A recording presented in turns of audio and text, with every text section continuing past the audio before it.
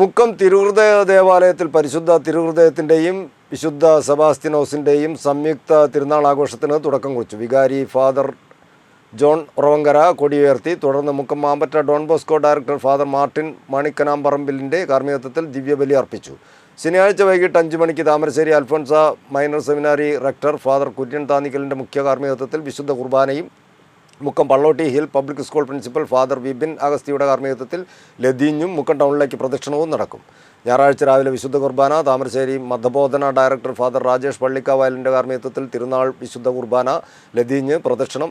വൈകിട്ട് 6:30 മുക്കം തിരുഹൃദയ കലാവേദി അവതരിപ്പിക്കുന്ന വിവിധ കലാപരിപാടികളും സാമൂഹ്യ നാടകവും അരങ്ങേറും. തിങ്കളാഴ്ച രാവിലെ ഇടവകയിൽ നിന്നും മരണപ്പെട്ടവരുടെ ഓർമ്മയ്ക്ക് വിശുദ്ധ കുർബാന ഒപ്പീസ്, കൊടിയിറക്ക്, സമാപന ആശീർവാദം, കാർമൽ നഴ്സറി വാർഷികം തുടങ്ങിയവയും അരങ്ങേറും.